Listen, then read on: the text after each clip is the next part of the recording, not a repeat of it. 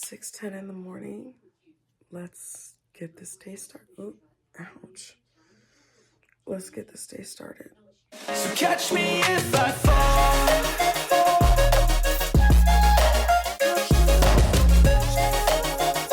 Now in this video, I'm going to be talking about just really getting you more comfortable with starting off a strong morning routine. Something that really got me through the ebbs and flows of 2024 was that of a morning routine. And yes, that includes your basics, y'all. But I don't want you to just rush through brushing your teeth and washing your face and taking care of your hair.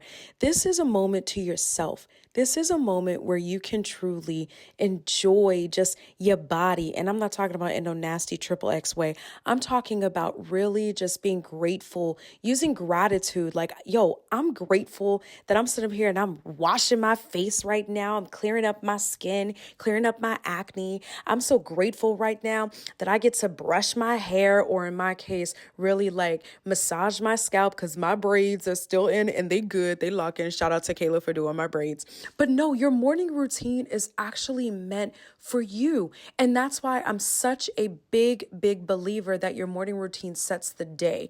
If you rush through your morning, you just get up, brush on your clothes, brush your teeth, wash your hair, and you don't really take a moment to bask in another day of life, another day of breath, that hot cup of coffee, that beautiful piece of, that beautiful cup of tea. And yes, I'm going in right now because I get so excited when I hear about my friends and family taking their morning routine so seriously.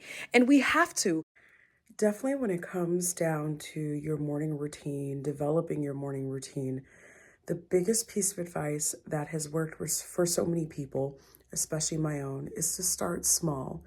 Don't get wrapped into the whole 5 a.m. gang and Like me getting up earlier from 8 a.m., that was my natural time to wake up if I wasn't working, or even when I was getting ready to go to work, was 8 a.m. Now it is about 6 o'clock in the morning on average.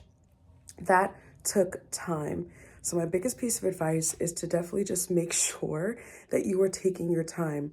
This is not a race. This is a marathon. Okay. So it's all truly about taking your time, whether it's 15-minute increments or whether it's 30 minutes. Something that I did do that really helped me was I rewarded myself on the weekends by sleeping in. So it wasn't like all of a sudden waking up and now boom, I'm a 6 a.m. girly. No, it took time. There were some days and some weekends where I was like, okay, I've waken up pretty much every time my alarm has gone off, so I'm going to sleep in this morning. Or there were some moments where I would do it in 30-minute or 15-minute increments. And you'll be quite surprised what your body does. When your body gets used to waking up at a certain time, it's not going to allow you to go back to sleep, even after you try and hit those snooze buttons like 4, 5, 6 times. So big piece of advice, if you really are aiming to work on getting up early, is to start small.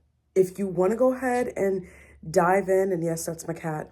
If you want to go ahead and dive in and immediately begin waking up at 6, 5, 5:30, whatever, have at it, boo-boo. Do your thing. But in reality, everything worth having is going to take time. And so that's why it is so important to make sure that you make time for yourself in the morning. I love having some instrumental worship music on in the background. As you just saw, One Moment is phenomenal. I love that channel. Something else that I love doing is making sure that I have time with God in the morning. So that includes a morning devotional. My favorite devotional, besides Joyce Meyer's, her devotionals are amazing, but my favorite of all time is Priscilla Shirer. And the reason why I love her devotionals, I have it linked down below. The reason why I love her devotionals is because it's truly relatable to everyday life, 110%. Devotional is done. Journaling is done.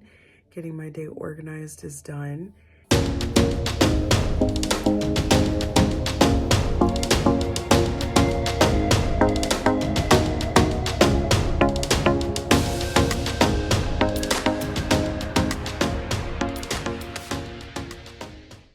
So I just came from the gym, and let me tell you guys, I really genuinely have fallen in love with the gym. I low-key would rather choose the gym than choose at-home workouts. But something was on my mind, and it goes back to the book of the month, which is Jeff Olson's Slight Edge. And truly, he mentions, I believe it's in chapter 7, he has one chapter dedicated to happiness and the secret of happiness. And it's such a power of words, and it's truly such something that I really am a little embarrassed that I never paid attention to. But spoiler alert, the secret to your happiness is not going to be success. It is going to be happiness brings success.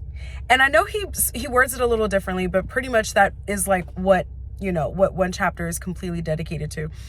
It's the fact that we are such on this journey of success. I'm a victim of it. You're a victim of it, where we are just chasing and chasing and chasing. But really, it's like at the end of the day, the key to success is happiness. So if you choose happiness, if you choose the things that not just bring you happy, but bring you that natural dopamine. I'm not talking about social media scrolling and drinking all the time and eating all these fast foods.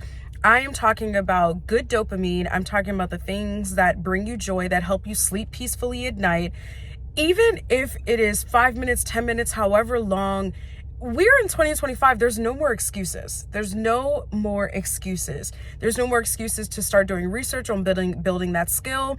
There's no more excuses on how to manage family and handle job and handle this and that. There's no more excuses on setting boundaries for yourself. There's no more excuses now in 2025. It really isn't.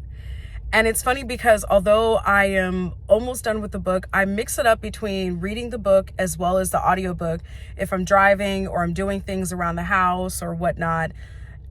And I'm telling you, like, it really just, it brought me to reminding you, as I'm reminding myself, that the key to your success is happiness. So I abruptly had to end that video because I got a really good phone call. I'll share with you guys later.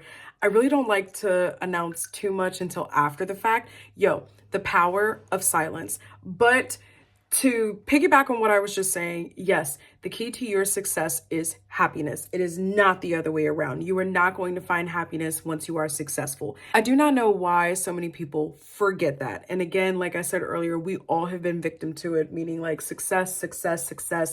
But the biggest thing that you hear from the people that are successful to your definition, I'm not talking about just rich and famous. That does not make everyone successful. I mean, you can name 3 celebrities right now that are rich and famous and have miserable lives, or at least they look like they do. But back to my point, the thing is that we have all fallen victim to success will bring us happiness, when really at the end of the day, it is the opposite way. It is happiness brings you success. So I have the Slight Edge. The book is linked down below. I'm telling you, it has been transformative. It has been one of the best personal / self-development books that I have read. And again, it still counts if you go between an audiobook and as well as the actual book. You will be quite surprised how many of these books are on YouTube, like for free, meaning you don't have to pay for it, or if you have an Audible subscription.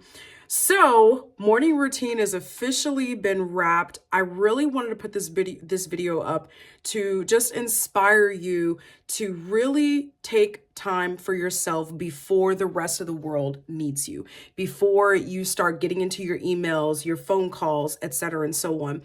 That phone call I really was excited for, so that is why I answered it. And again, why the previous little clip of me talking inside of the truck definitely got cut short.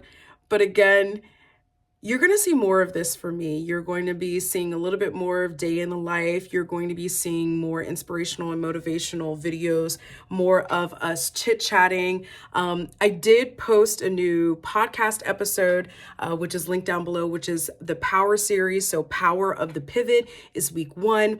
Next week is going to be focused on Power of Discernment. So make sure you subscribe to my podcast. Is it just me? A Not Your Average Podcast. I love you. Get to it. Get to that morning routine. I guarantee you it sets the whole day. Amen? Amen. So catch me if I fall.